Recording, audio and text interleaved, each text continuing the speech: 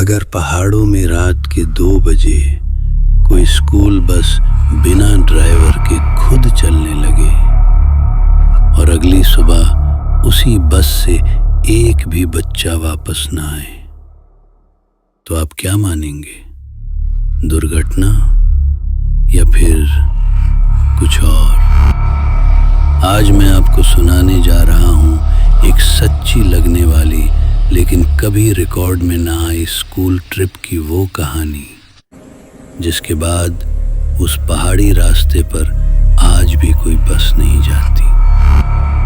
दिल्ली के एक private school के 11 क्लास के 18 स्टूडेंट्स और 2 टीचर्स हर साल की तरह इस बार भी हिमाचल के पहाड़ों में ट्रिप पर जा रहे थे। हंसी, म्यूजिक, सेल्फी और इंस्टाग्राम रील्स। बस में बैठा हर बच्चा यही सोच रहा था, ये ट्रिप जिंदगी की सबसे बेस्ट ट्रिप होगी। बस का ड्राइवर हरनाम सिंह 50 साल का बहुत कम बोलने वाला इंसान था, लेकिन जब बस पहाड़ों में घुसने लगी तो उसने अचानक कहा, अंधेरा होने से पहले इस रास्ते से निकल जाना जरूरी है। टीचर ने हंसकर पूछा, क्यों, भूत रहते हैं क्या? ड्राइवर ने आईने में देखा और धीरे से बोला, हाँ, और वो बच्चों को बहुत पसंद करते हैं। बस में हंसी गूंज गई। किसी ने उस बात को सीरियस नहीं लिया। शाम के 6 बज चुके थे। मौसम अचानक बदल गया। तेज कोहरा और रास्ता सुनसान। गूगल मैप्स काम करना बंद कर चुका था। तभी बस एक छोटे से गांव के पास रुकी। कोई दुकान नहीं, कोई बच्चा नहीं, सिर्फ पुराने लकड़ी के घर और हर घर के बाहर काले कपड़े में लिपटी हुई घंटियां। एक बूढ़ी औरत लाठी टेकती हुई पास आई। उसने बस की तरफ देखा और बस इतना कहा, रात यहां मत बिताना, पहाड़ आज भूखे हैं। टीचर ने उसे धन्यवाद कहा और बस आगे बढ़ा दी। जैसे ही बस चली, एक लड़की ने पीछे देखा। पूरा गांव गायब था। रात के 9 बजे बस जंगल के बीच अचानक बंद हो गई। ठंड हड्डियां जमा देने वाली। ड्राइवर उतरकर इंजन चेक करने गया। 5 मिनट, 10 मिनट, 15 मिनट, ड्राइवर वापस नहीं आया। एक लड़का टॉर्च लेकर बाहर गया और जो उसने देखा, ड्राइवर का सिर पेड़ से लटका हुआ था। आंखें खुली हुई और होंठ हिल रहे थे, बस मत छोड़ना। उसके बाद बस के अंदर किसी ने खिड़की खटखटाई, लेकिन बाहर कोई नहीं था। रात के 12 बजे एक एक करके बच्चे गायब होने लगे। कोई टॉयलेट गया और वापस नहीं आया। कोई सो रहा था और अगली सीट खाली थी। बस के अंदर अब सिर्फ 6 लोग बचे थे और तभी बस का म्यूजिक सिस्टम खुद चालू हो गया। School prayer. इतनी शक्ति हमें देना दाता, लेकिन आवाज बच्चों की नहीं थी, वो आवाज पहाड़ों से आ रही थी।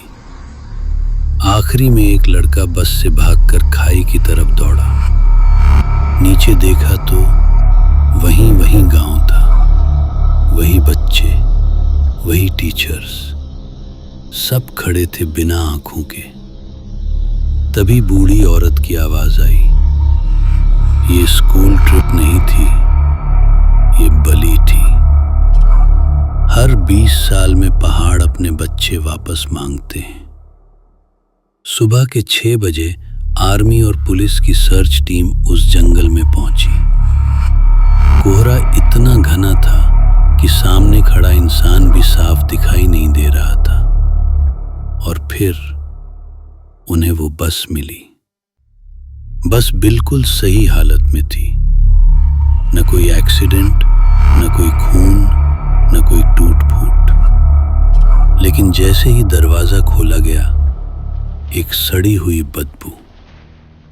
अंदर की हर सीट गीली थी, जैसे किसी ने उन्हें पानी में डुबोकर फिर सुखाया हो। ड्राइवर की सीट पर हरनाम सिंह बैठा था, लेकिन उसका शरीर पत्थर में बदल चुका था। आंखें खुली थीं और मुंह से काले रंग का पानी टपक रहा था। उसकी गोद में एक रजिस्टर था, स्कूल का अटेंडेंस रजिस्टर। आखिरी पेज पर लाल स्याही से लिखा था 18 प्रेजेंट, जबकि सरकारी रिकॉर्ड में सिर्फ 17 स्टूडेंट्स थे। टीचर घबरा गए। तभी एक जवान ने धीरे से कहा, सर, पीछे की सीट पर कोई बैठा है। सबने पीछे देखा। एक छोटा सा बच्चा स्कूल यूनिफॉर्म में, उसका चेहरा पूरी तरह सड़ा हुआ। उसने गर्दन मोड़ी और बोला, सर, मेरी एंट्री नहीं हुई। अचानक पूरी बस के शीशों पर हथेलियों के निशान उभर आए। 18 नहीं, सैकड़ों। और तभी बस का म्यूजिक सिस्टम खुद चालू हो गया, स्कूल प्रेयर। लेकिन इस बार आवाज साफ थी, अगली ट्रिप, अगले बच्चे। अचानक बस के सारे दरवाजे अपने आप बंद हो गए और बाहर खड़ी सर्च टीम ने देखा, बस के अंदर अब कोई भी नहीं था। सिर्फ ड्राइवर की सीट पर एक नया नाम लिखा था, डेस्टिनेशन नेक्स्ट स्कूल। आज भी उस पहाड़ी रास्ते से जो भी बस गुजरती है, अगर उसमें स्कूल के बच्चे हों